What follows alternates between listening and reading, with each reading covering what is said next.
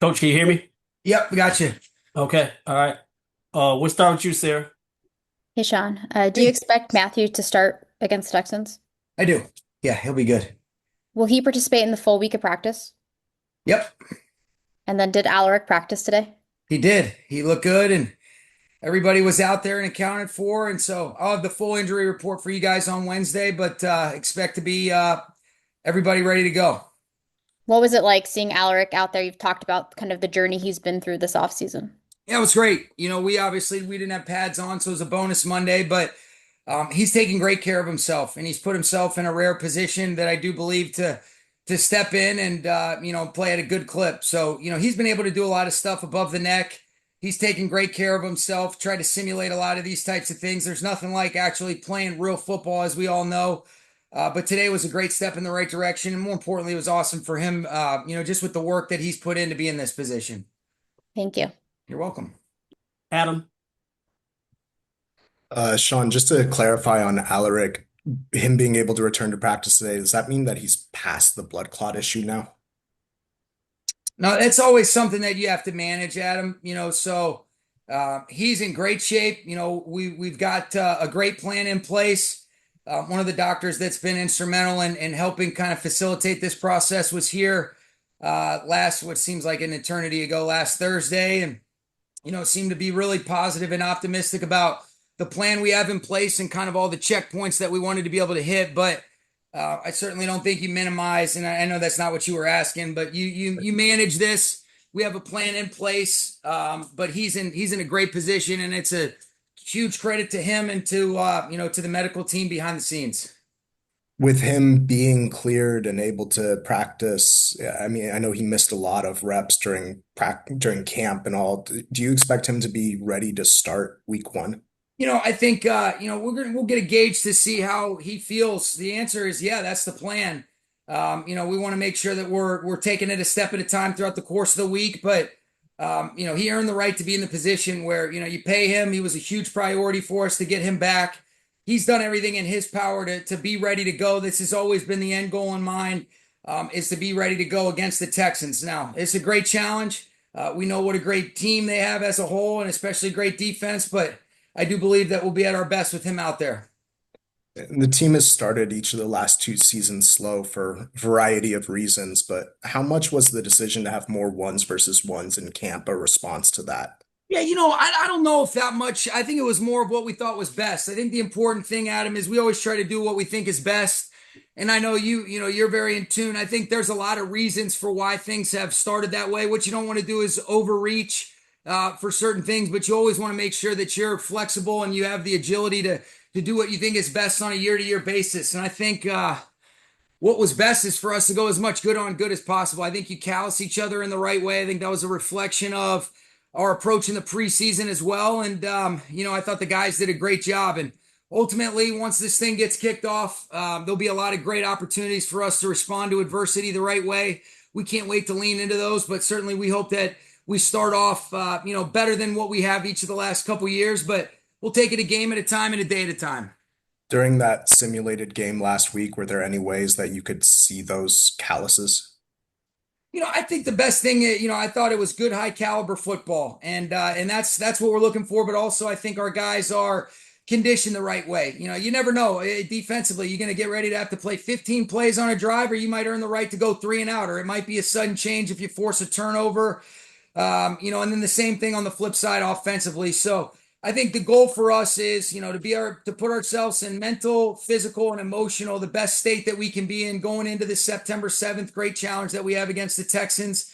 Every single thing that we've done has been in alignment to try to be able to do that. And then also be equipped to be able to handle the, inevitable adversity that this season will take us on. I don't know when it's going to occur, but I do know it's going to occur at some point, and our ability to be able to handle that has got to be a separator for us. I know you've talked before about Mamba Periods being a hat tip to Kobie. Just do you remember how and when you guys came up with the idea to use that name? Yeah, it started in the COVID year. Obviously, in reference to him, he was a guy that I had a ton of respect for as a competitor. I think there was a lot of stuff that he was in the midst of doing too, that his second, half of his story was in the midst of being even cooler than his first, which certainly says a lot. But really, it is a tip of the cap to him. And it started in that COVID year, which was shortly after his passing. Thanks, Sean. You're welcome. Gary?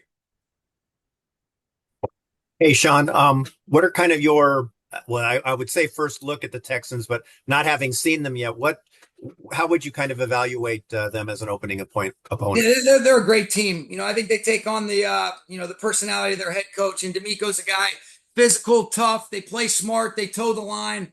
I think they're really, that's reflected in all three phases. They have continuity in the defense and on the special teams where they've been excellent. And then I think they've been really dang good the last couple years on offense. Obviously took a little bit of a step back, but, we know what a great coach Nick Caley is.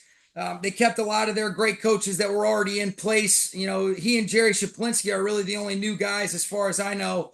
But it's excellent personnel. There's a style of play. There's a reason why they've been a top 8 team each of the last couple years, winning their division and then being able to advance into the divisional round. And, they're excellent. We got a chance to practice against them a year ago, but everything that they're about is what I respect. And that's why we know it'll be such a great challenge. And that's what you love about the league.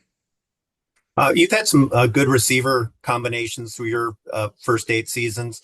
How kind of would you describe, Puka and Davante, at least potentially, with them both operating in the same offense? I think they're two great players, and it's really about how we come together as a team. And so obviously we've talked a lot about what Puka's been able to do his first couple years. I think he's gotten better each of the last couple years. He had a great rookie year. Obviously, he didn't play as many games last year, but he played more efficient football. He took a step in the right direction. I think he's in the midst of being able to do that going into year 3. And I don't always think that's reflected in the stats. You'd say as a rookie he had better stats, but he played better as a sophomore. And I think that was, reflected in just some of the, the efficiency metrics that we look at. I'm not sure some of the stuff that's out there, but I thought he played really good, clean football in both phases. Davante's a special player. His resume speaks for himself. He's not limited in any way that you can use him. And so, very excited about adding him. And then really the other 4 receivers that we have, we feel really good about. I think top to bottom, it's a really deep group that I have a ton of trust in every single one of those guys. Obviously, our top 2 guys are, Davante and Puka in terms of, just when you look at it. But Tutu Atwell is a really good football player. I think Jordan Whittington is, continuing to show more and more confidence. And I got a ton of trust in him to play all over the formation. Mumph is a really mature rookie. And Xavier Smith is one of those guys that, as soon as you want to bet against him, he'll just prove you wrong. And he can do so many things for our football team. So I love this receiving group, but, we got to do a good job of putting them in good spots to have successful outcomes, Gary, and that'll be a big focal point for us. Thanks very much. You're welcome. Wyatt? Sean, DeMeco Ryans said this morning that CJ Gardner Johnson is expected to play this weekend. How do you prepare for a guy like that who's, an impact player at multiple spots, but you haven't really seen what his role might be in this defense yet? Yeah, I mean, you feel him. I mean, when he played Philly last year, he made a bunch of big time plays in some critical situations. He's really productive in both phases. I think he's got a great concept trigger. There's a toughness that fits what they've done each of the last couple years. And so, what they do is they play their style of play at a really high level. DeMeco does an excellent job with Coach Burke of being able to mix it up. But there's, these guys, they play connected 11 as one. They play tough. They fly to the football.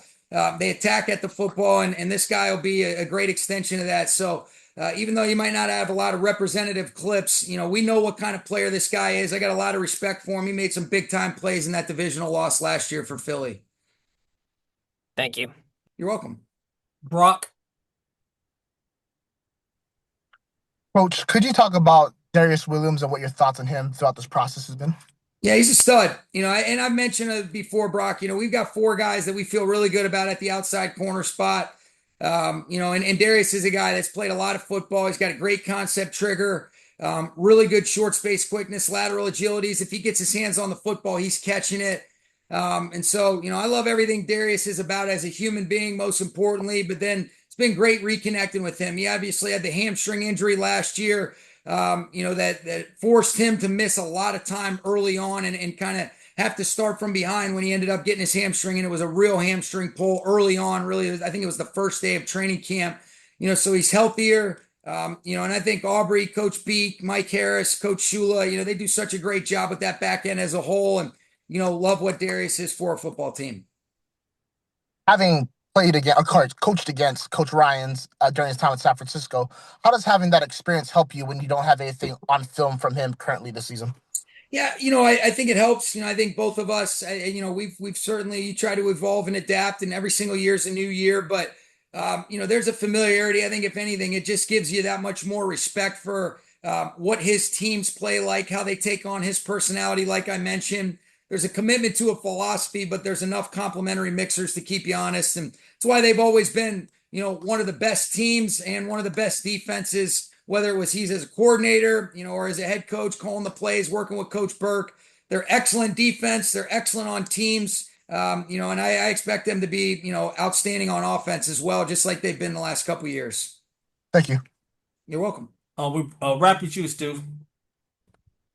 Hey, Sean, with Davante Adams, one of his defining traits has been his ability to, vary the speed at which he runs his routes.